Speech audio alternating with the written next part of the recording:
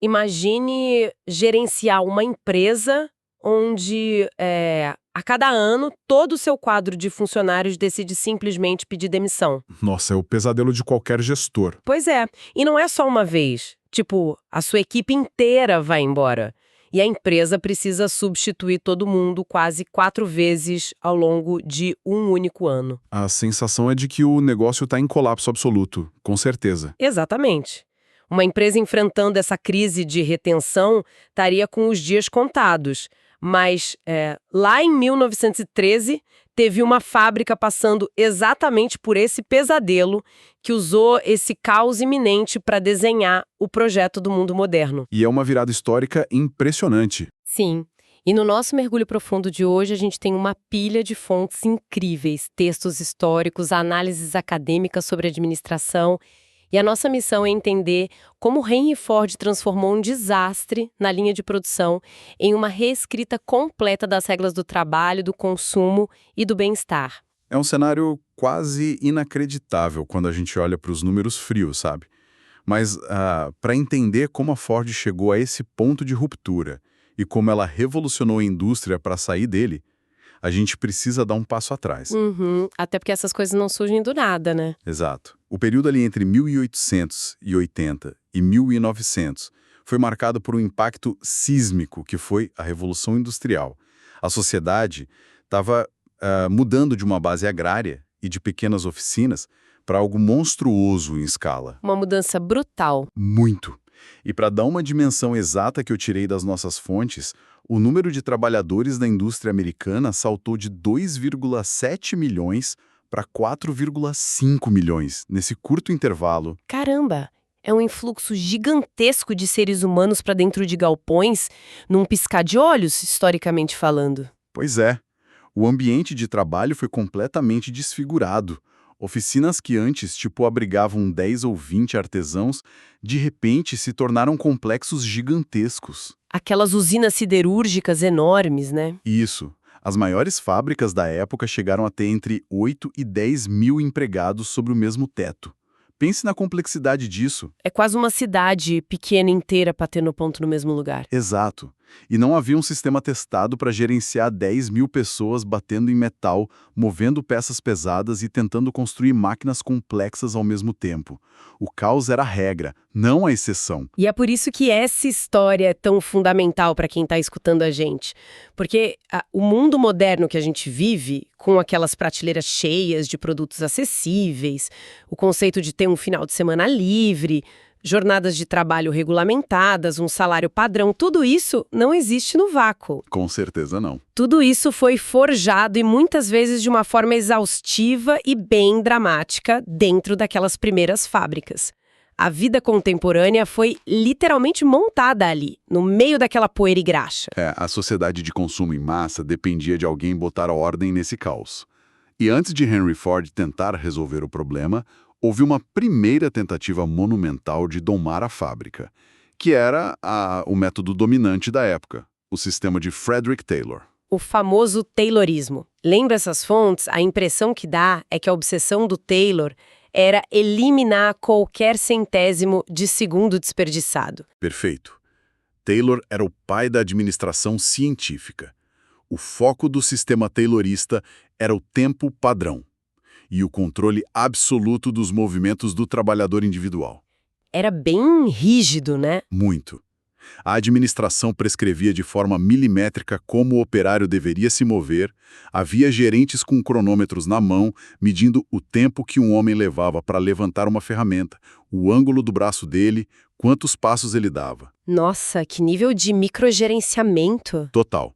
A ideia era tratar o corpo humano como um mecanismo que precisava ser otimizado para economizar esforço. Sabe, tentando visualizar isso a partir dos textos, é como imaginar um chefe de cozinha tentando preparar um prato mais rápido e a solução da gerência é ficar do lado dele com um cronômetro, ditando a velocidade que ele deve picar uma cebola. É uma boa imagem? Né? Tipo, corte mais rápido, flexione menos o pulso, dê passos mais curtos até a geladeira. É uma tentativa de forçar o ser humano a agir como uma engrenagem perfeita. Exato. Mas o chefe ainda precisa parar de picar, andar até a geladeira, pegar o tomate e voltar. Há um limite físico para o quão rápido um ser humano consegue se mover pela cozinha. Essa é uma analogia excelente para ilustrar a limitação do Taylorismo. Taylor queria que o homem se movesse mais rápido e com mais eficiência pelo espaço. O que Henry Ford fez foi mudar completamente o paradigma.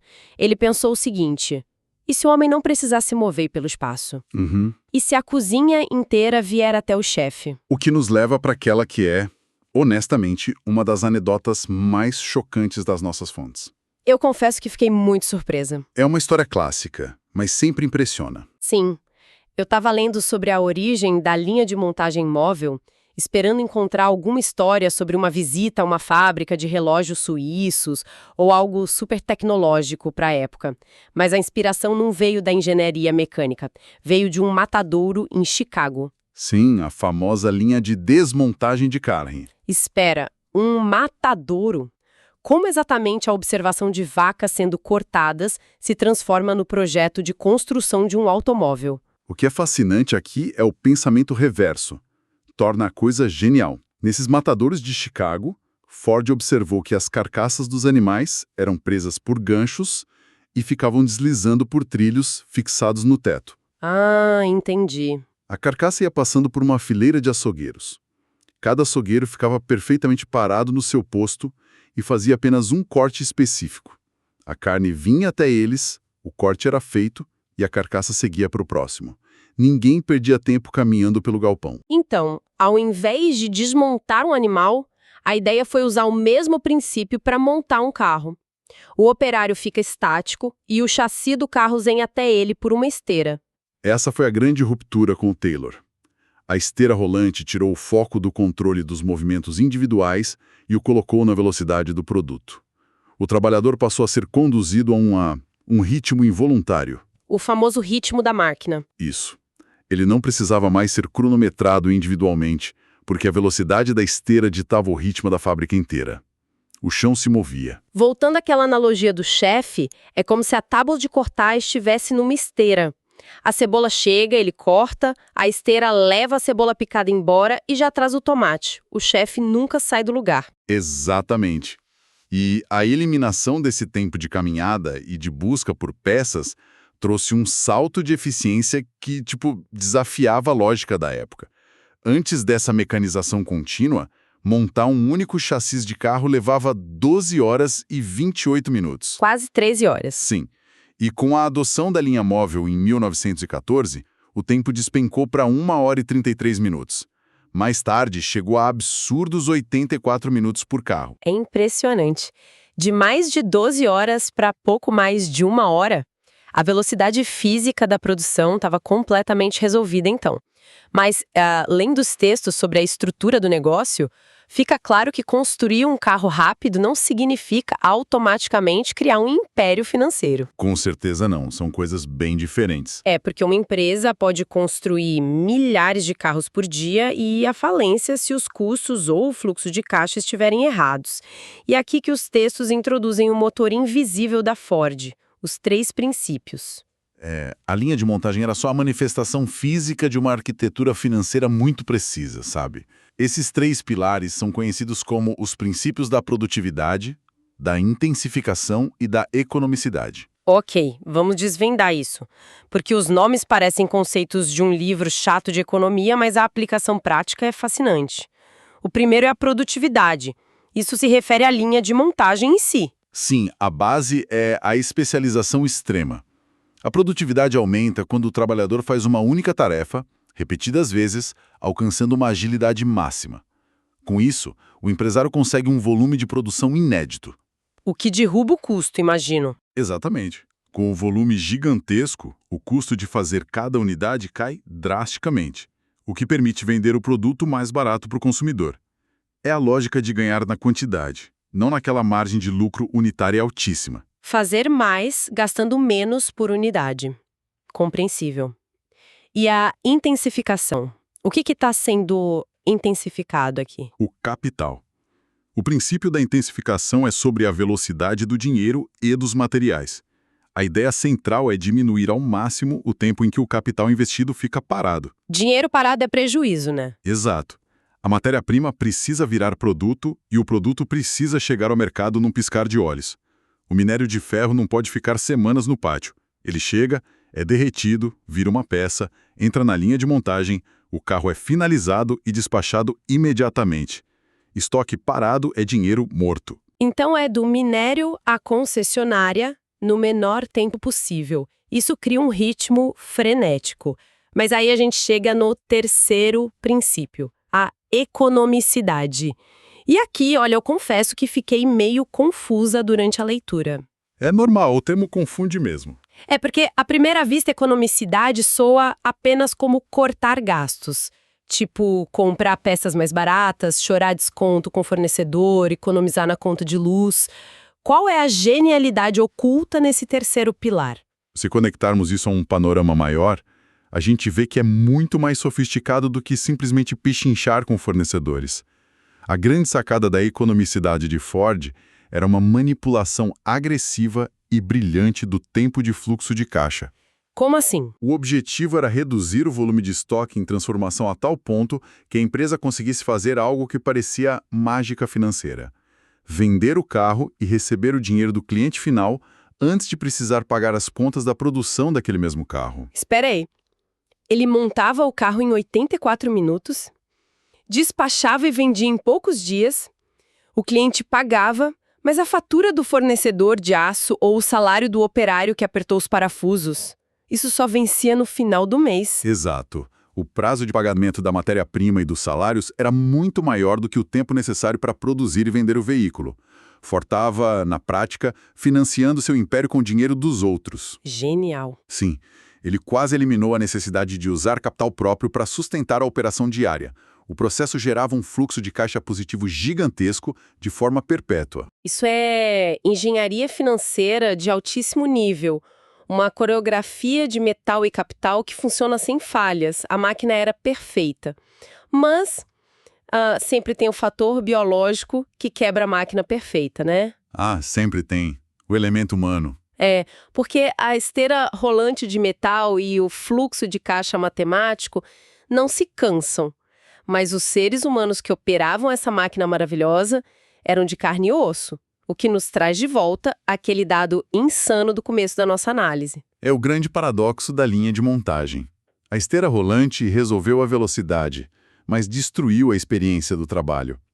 A padronização extrema transformou o ofício de montar um carro em algo dolorosamente monótono. Totalmente sem alma. Imagina ficar em pé, parado no mesmo metro quadrado, apertando a mesma porca 5.000 vezes por dia, sem nenhum controle sobre a velocidade em que a próxima porca chega. É uma exaustão física e psicológica brutal, e o custo humano cobrou seu preço.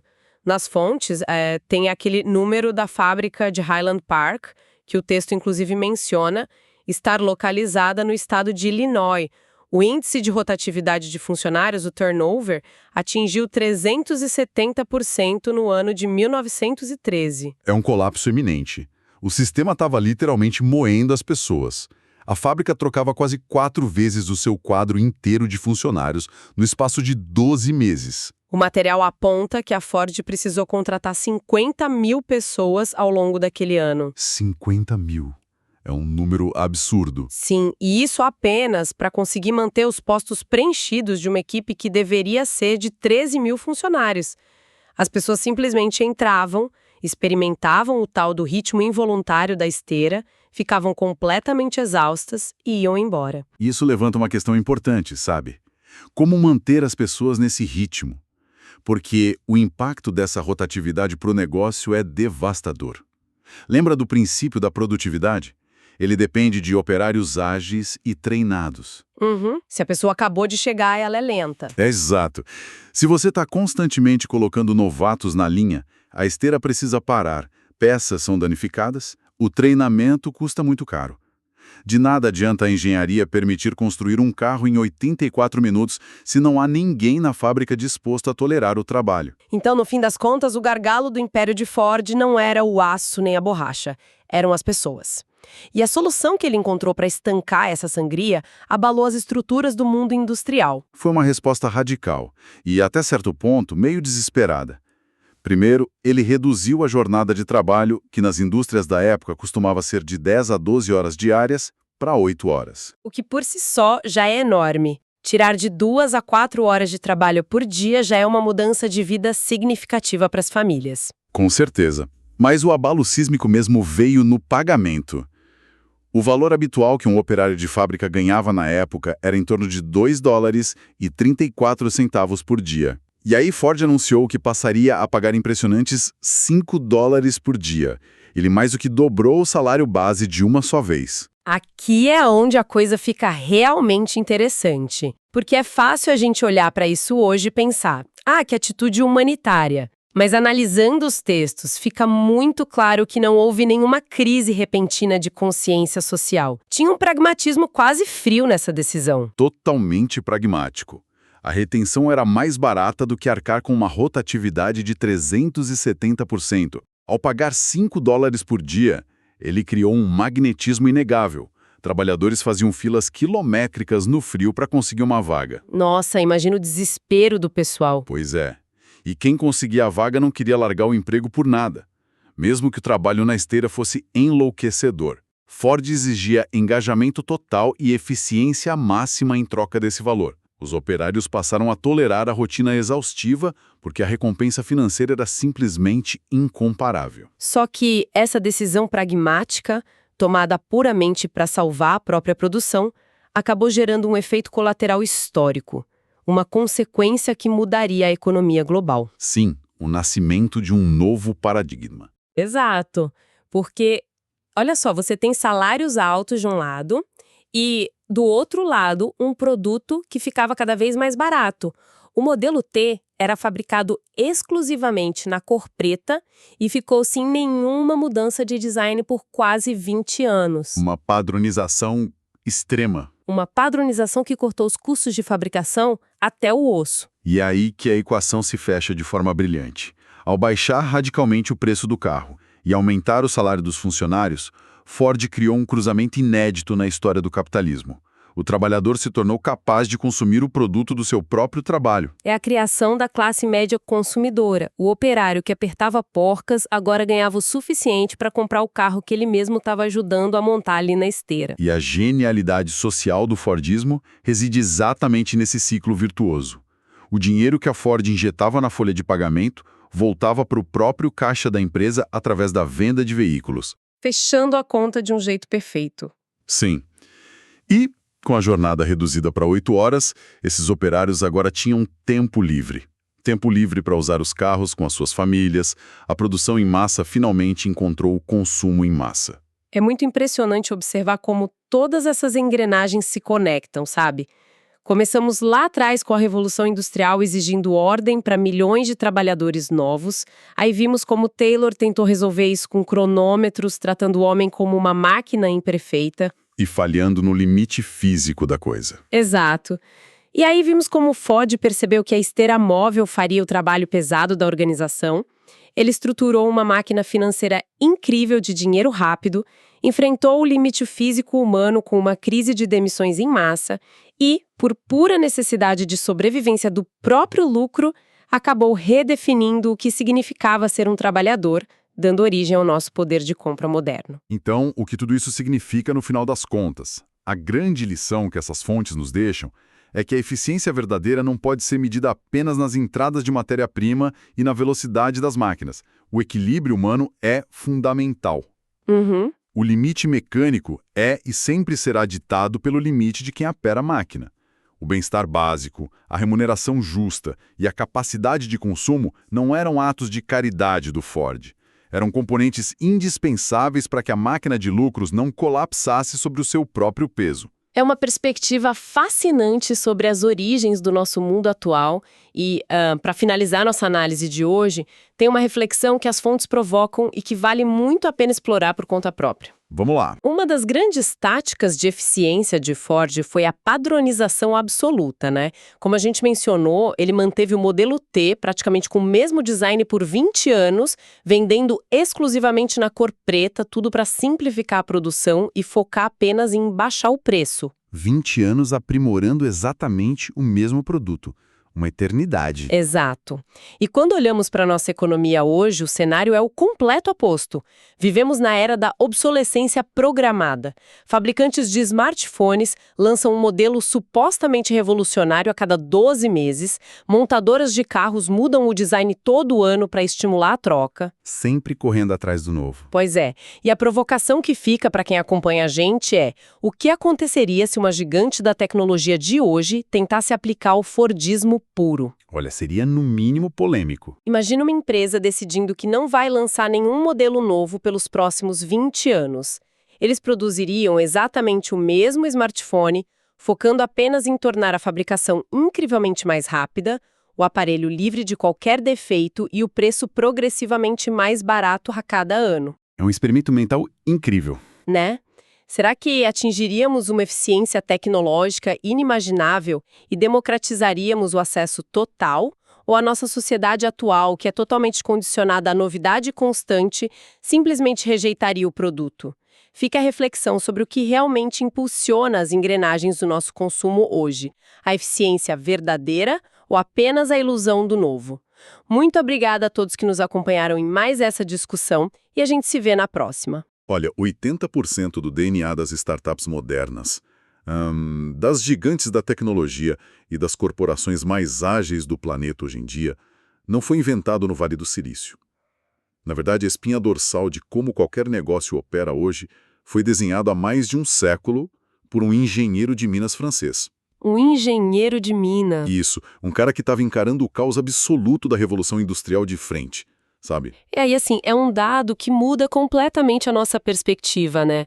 Porque se a gente parar para pensar, nós sobrevivemos a 2 guerras mundiais, a invenção do computador, a internet, agora o trabalho remoto globalizado inteiro e ainda assim as fundações que esse engenheiro estabeleceu continuam ditando as regras do jogo. Exatamente. É um nível de resiliência teórica que a gente raramente vê em qualquer área do conhecimento, muito menos na gestão de negócios, que é algo tão volátil. Com certeza. O que nos traz a nossa imersão detalhada de hoje, que é focada na teoria clássica da administração e na mente do criador dela, o Henry Fayol. O famoso Fayol. Ele mesmo. E para quem nos escuta e quer decifrar por que as empresas são estruturadas do jeito que são, tipo, por que existem departamentos, gerentes, diretores, a resposta está aqui. Mas para entender o tamanho da revolução que o Fayol fez, a gente precisa visualizar a urgência daquela época. O contexto é tudo, né? Total. Não era um debate acadêmico numa sala de aula. As indústrias modernas estavam, surgindo do nada. Eram milhares de pessoas que antes trabalhavam em pequenas fazendas ou oficinas artesanais bem pequenas e, de repente, elas foram subitamente jogadas dentro de fábricas gigantescas para produzir automóveis, aço, energia. Nossa, imagina o terror que devia ser tentar gerenciar isso. As organizações, elas simplesmente incharam da noite pro dia, sabe? Os líderes daquela época estavam basicamente tentando pilotar um avião comercial enquanto ele ainda estava sendo construído no ar. Uma loucura. Total. E não existia manual. O que existia, na verdade, era uma taxa altíssima de falências e um desperdício colossal de recursos, porque ninguém sabia, literalmente, como administrar em larga escala. E aí que entra um contraste fascinante que as nossas fontes apontam hoje. Naquela mesma época, ali na virada para o século XX, havia o Frederick Taylor, que é super famoso pela administração científica. O pai da administração científica. Isso. Só que o Taylor estava lá com um cronômetro na mão, suado no chão de fábrica. Ele queria saber como um operário podia colocar carvão numa fornalha 2 segundos mais rápido. E olha, eu entendo a eficiência disso, claro. Mas se o Taylor já estava lá resolvendo a produção, o que o Fayol enxergou que o Taylor acabou deixando passar? Então, o Fayol ele olhou para a própria trajetória dele. Ele assumiu a direção de uma empresa mineradora e metalúrgica francesa gigante, a Cobalt, quando ela estava ali à beira da falência. Caramba, pegou a bucha. Pegou a bucha e ele percebeu, na prática, que otimizar o uso da pá de carvão lá embaixo não ia salvar a empresa se o diretor de vendas não conversasse com o diretor financeiro. Quer dizer, enquanto o Taylor usava uma lupa no chão de fábrica, o Fayol pegou um binóculo e subiu lá para o andar da diretoria. Ele teve uma visão macro. Exatamente. Ele entendeu que o problema real, o que realmente quebrava as empresas, não era a falta de esforço do operário, era a total incompetência estrutural na gestão de todo aquele ecossistema. Certo. Vamos desempacotar isso então. Se o Fayol está lá, no último andar, olhando para baixo e vendo esse ecossistema inteiro à beira do colapso, qual é a primeira coisa que ele faz para assumir o controle? Tipo, como ele tira a empresa da beira do abismo? O primeiro movimento dele foi um zoom out brutal, sabe? Ele decidiu que precisava fatiar esse monstro complexo em partes que fossem incompreensíveis. Faz sentido. Dividir para conquistar. Isso. Ele mapeou que toda e qualquer empresa, seja uma pequena padaria na esquina ou uma multinacional do aço, precisa obrigatoriamente realizar 6 funções básicas para não morrer. A primeira delas, claro, é a função técnica, que é a produção dos bens ou dos serviços em si. Que era onde o Taylor habitava, né? Mas o Fayol diz, beleza, a gente produziu. E agora? Exato. De que adianta produzir toneladas de aço se não há como vender? Aí surge a função comercial, a compra, a venda e a troca. Depois ele aponta a função financeira, que é totalmente focada na captação e no uso eficiente do capital. O dinheiro fluindo. Dinheiro fluindo. Ele também mapeou a função contábil, que envolve os registros, os custos, as estatísticas. Basicamente o painel de instrumentos daquele avião que a gente mencionou. E tem uma que costuma surpreender muita gente quando estuda isso, que é a função de segurança. E olha, essa função de segurança me chama muito a atenção, porque lendo as fontes, não era só colocar um cadeado no portão de ferro. Tratava-se de proteger o patrimônio contra incêndios, roubos, mas também proteger os trabalhadores. Sim, garantir que a estrutura física e a estrutura humana não fossem destruídas. Mas, assim, a grande sacada do Fayol, o verdadeiro pulo do gato dele, não estava nessas 5 funções. Não. Não. Ele percebeu que você pode ter a melhor produção do mundo, o melhor time de vendas, o cofre cheio de dinheiro. Se essas áreas operarem isoladas, cada uma no seu quadrado, a empresa quebra do mesmo jeito. E foi aí que ele introduziu a 6ª e a mais vital de todas as funções, a função administrativa. E eu gosto de visualizar isso com uma analogia biológica.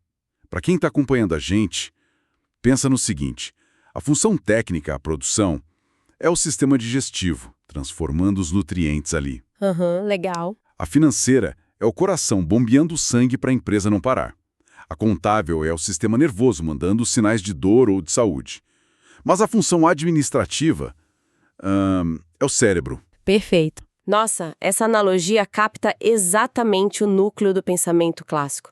A função administrativa é o que coordena e integra todas as outras funções. E isso, na verdade, tocou numa ferida super aberta daquela época. Qual ferida? O Fayol ele ficou profundamente frustrado com as escolas de engenharia e com as universidades francesas, porque elas formavam técnicos brilhantes. Os caras sabiam tudo sobre a resistência dos materiais, cálculos matemáticos complexos. Mas quando um desses engenheiros brilhantes era promovido a diretor, ele falhava miseravelmente. Claro, porque as faculdades ensinavam a cuidar dos órgãos, digamos assim. Mas ninguém ensinava o cara a ser o cérebro da operação. Precisamente. Não havia ensino de administração formal. O que havia era muito senso comum, muita intuição e muito improviso na hora do aperto. E o Fayol percebeu que ele precisava criar uma ciência transmissível. Ele queria que a administração pudesse ser ensinada do mesmo jeito que se ensinava matemática ou física. O que nos leva direto ao núcleo da operação diária, né? Se a gente assumir que a administração é o cérebro e o gerente ali é a pessoa que opera esse cérebro, o que exatamente ele faz numa segunda-feira de manhã? Porque o Fayol não podia simplesmente dizer, vai lá e administra. Ele precisava de um manual de instruções bem claro para esse cérebro. Com certeza. E o manual que ele criou acabou se tornando o famoso processo administrativo, que ficou imortalizado naquele acrônimo POCCC. POCCC.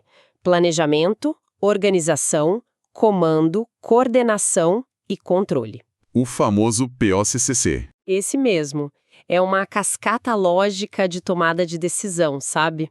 Tudo começa com o primeiro C, lá no original em francês, que era previsão, mas que hoje é entendido e traduzido amplamente como planejamento.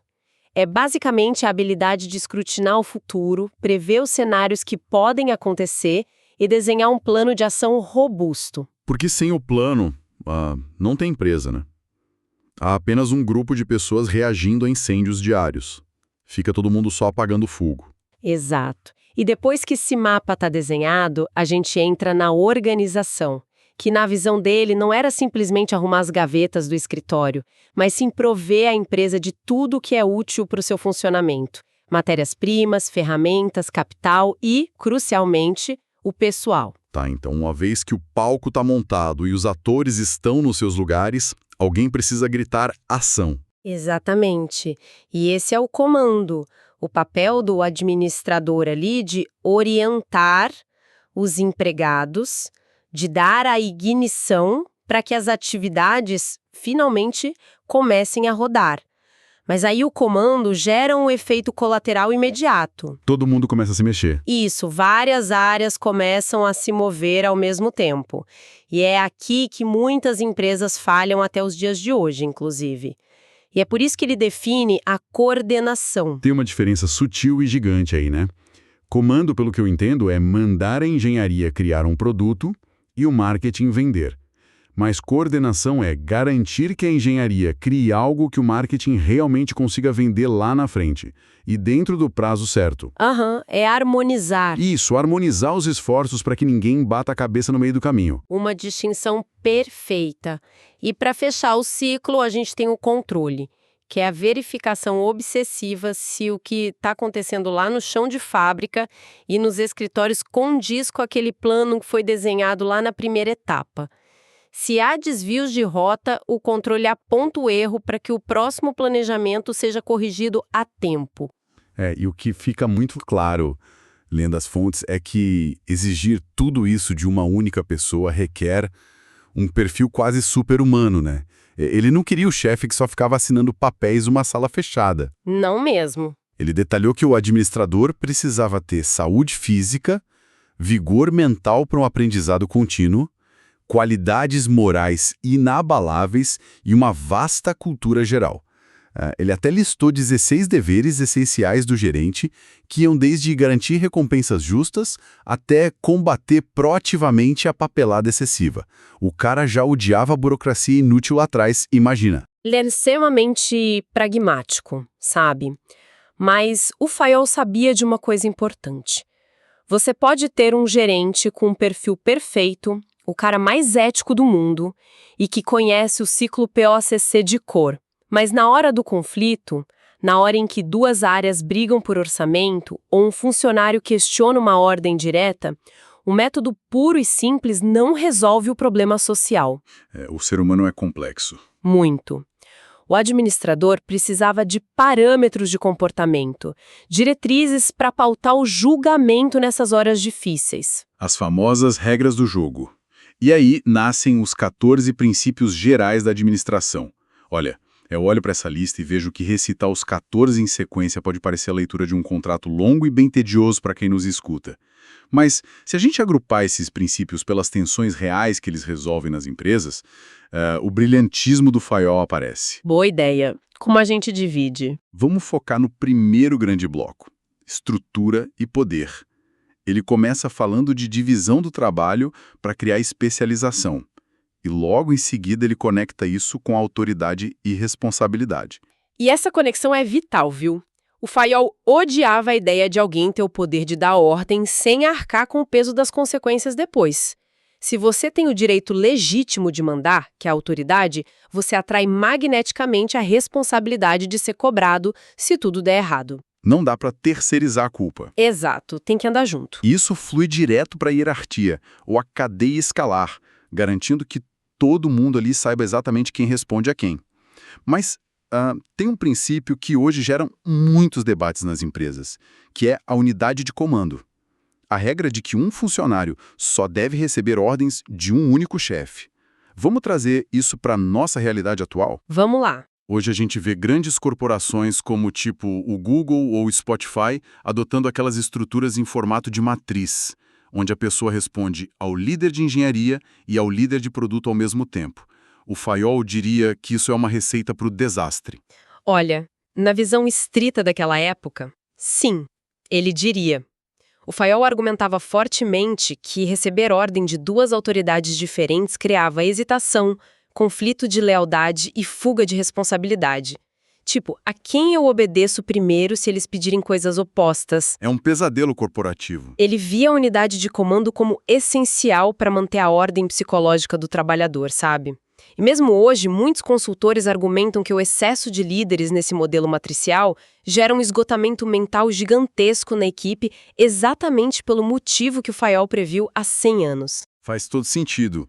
Outro ponto crítico nesse bloco de poder é a centralização versus descentralização. Muitas pessoas leem a escola clássica e acham que o Fayol queria o poder todo trancado na sala do presidente. Ninguém mais opina. Mas as fontes dizem o oposto, não é? Sim, na verdade, essa é uma das maiores incompreensões sobre o trabalho dele. Para o Fayol, a centralização era uma questão de grau, não um dogma religioso. Ele buscava um equilíbrio dinâmico o tempo todo. Eu gosto de pensar nisso como o controle de tração de um carro esportivo. Como assim? É tipo, se você está dirigindo numa tempestade, numa pista super escorregadia, digamos, uma empresa que está numa crise profunda, com uma equipe super inexperiente, você liga o controle de tração no máximo. Você centraliza as decisões para o carro não rodar e não bater. Para ter segurança. Isso. Agora, se a pista está seca, o dia está lindo e o piloto é profissional, ou seja, uma equipe madura, altamente capacitada e motivada, você desliga o controle de tração. Você descentraliza para deixar o piloto manobrar livremente e ir mais rápido. Nossa, uma metáfora excelente. O objetivo da centralização ou descentralização para ele era apenas o melhor aproveitamento das capacidades do pessoal. Se descentralizar aumenta o rendimento daquele time específico, você descentraliza. Ponto final. Legal. E isso nos leva a um segundo bloco de princípios, que é focado em ordem e direção. Temos a unidade de direção, que significa que um grupo de atividades com o mesmo objetivo deve ter um só plano e um só chefe. Para todo mundo remar para o mesmo lado. Exato. E temos a ordem e a disciplina. A ordem aqui não é só a não gritar no escritório, mas a ideia de um lugar para cada coisa e cada coisa em seu lugar. Reduzir aquela carga cognitiva terrível das pessoas de terem que procurar ferramentas ou não saberem com quem falar para aprovar um projeto. Isso mesmo. E, finalmente, a gente chega ao que podemos chamar de o fator humano. E é aqui que o Fayol mostra que ele não era apenas um burocrata frio que só olhava para planilhas.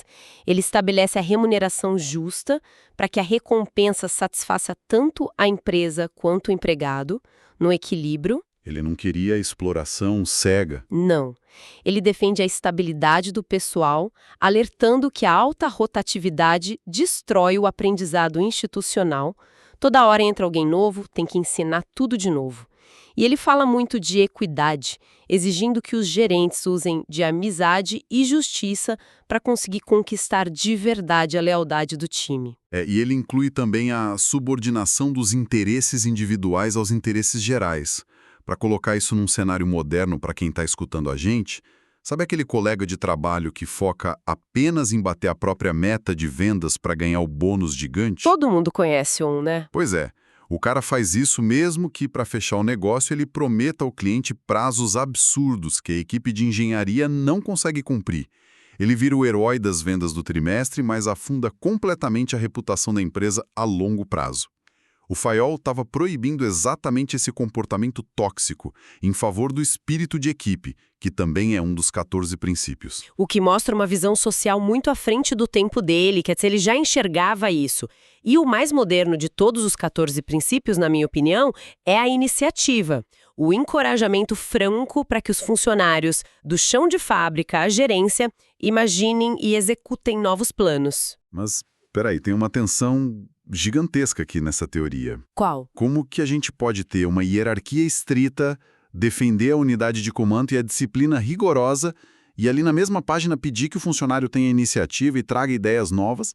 Isso não é um paradoxo completo? Tipo, como a obediência cega conversa com a inovação? Olha, é o paradoxo central da gestão de pessoas, e o Fayol sabia muito bem disso. A resposta dele não era escolher um lado ou outro, mas saber aplicar a dose certa. Ele afirmava nas obras dele que os princípios eram universais, porém extremamente flexíveis. Não eram regras de pedra. Exato, eles não eram leis da física intocáveis, eles eram faróis. O administrador brilhante é aquele que sabe exigir disciplina militar na execução de procedimentos de segurança na fábrica, por exemplo, mas abre a sala e senta para ouvir a iniciativa quando a equipe está discutindo como melhorar um produto novo. A flexibilidade era a verdadeira genialidade desse modelo dele. Tá, mas apesar dessa flexibilidade declarada na teoria, a história mostra que a prática foi bem mais espinhosa, né? Conforme as décadas passaram, as escolas de administração posteriores começaram a desmontar várias ideias do Fayol. Com certeza, a crítica veio forte. Analisando as fontes sobre as críticas à teoria clássica, a gente vê que os pontos cegos dele começaram a custar muito caro. O maior deles sendo o que chamam de teoria da máquina. Essa é de longe a crítica mais pesada. As teorias humanistas que vieram logo depois apontaram que o Fayol tinha uma visão extremamente simplista e mecanicista da organização formal. Ele desenhou a empresa como um relógio de engrenagens perfeitas e previsíveis. A crítica do extremo racionalismo diz que ele acreditava fielmente que se você apertasse o botão A da liderança, sempre teria o resultado B do trabalhador. Espera, eu tenho que fazer o papel de advogado de defesa do Fayol agora. Vai lá. Como os críticos podem acusar o Fayol de ignorar o lado humano se ele acabou de estabelecer a equidade, o espírito de equipe e a iniciativa como princípios vitais? Isso não prova que ele viu o trabalhador de forma humanizada e não como um robô? É uma ótima provocação, de verdade. Mas tem uma diferença enorme entre tratar as pessoas com justiça moral e compreender a profunda irracionalidade e a complexidade psicológica humana de fato.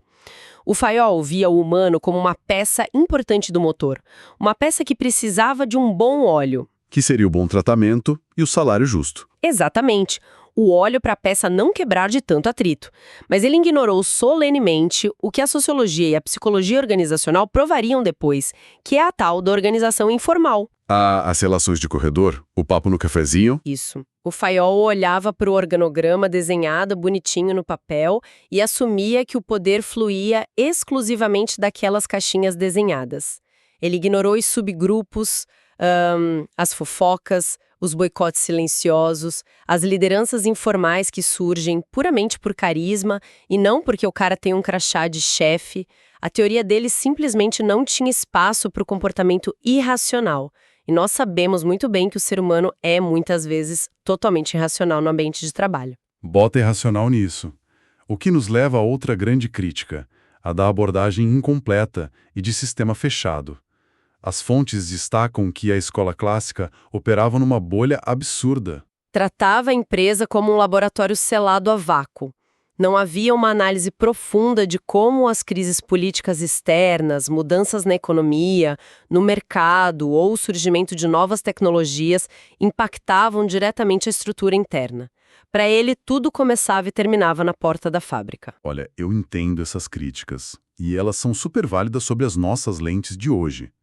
Mas vamos aplicar um pouquinho de empatia histórica aqui. É justo. Criticar o Fayol lá em 1916, por não entender a organização como um sistema aberto e hiperconectado globalmente, ou por não dominar a psicologia comportamental, é tipo criticar o inventor da roda porque ele não colocou freio ABS nela, sabe? Nossa, sim, total. O cara não tinha nem precedentes para olhar. Ele não estava tentando criar uma utopia humanista moderna. Ele estava literalmente tentando evitar que a indústria nascente colapsasse sobre si mesma no meio daquele caos das fábricas. E os próprios críticos contemporâneos dele reconheciam isso, viu? O Lyndall Warwick, que é um dos estudiosos citados nas nossas fontes, que até expandiu e criticou várias ideias clássicas, ele concordava que o alicerce fundamental, aquele foco na divisão de atividades e no interrelacionamento estrutural, estava corretíssimo. O legado do Fayol não é ser perfeito ou a prova de falhas para todo sempre. É quase impossível isso.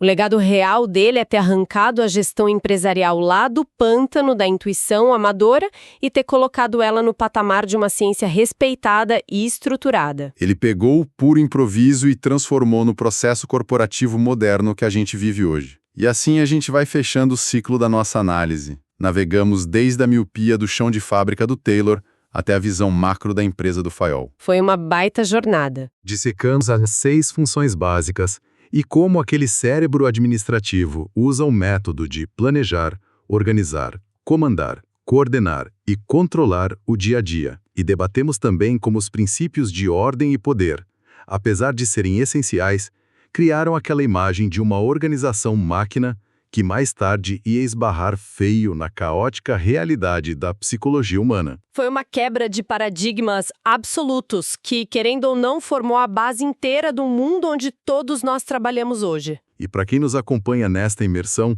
eu quero deixar um último pensamento provocativo. Os críticos lá do século XX detonaram Fayol por ele ter criado uma teoria da máquina, acusando ele de tratar a empresa como um sistema previsível de causa e efeito e ignorar a alma humana. Mas agora, dá uma olhada para o mundo hoje. Onde você quer chegar? Nós estamos literalmente instalando inteligências artificiais como gestoras de logística, alocadoras de recursos e analistas de controle financeiro. Máquinas reais tomando decisões corporativas o tempo todo. Será que a tecnologia absoluta que a gente está criando hoje vai ironicamente concretizar aquela utopia da teoria da máquina que o Fayol sonhou há mais de 100 anos? Uau! É uma pergunta pesada. Ou será que a inevitável e bela desordem do comportamento humano vai provar mais uma vez que nenhuma engrenagem é capaz de prever completamente a natureza das pessoas? Fica a reflexão. Continuem observando os sistemas à volta de vocês e a gente se vê no nosso próximo Mergulho Profundo.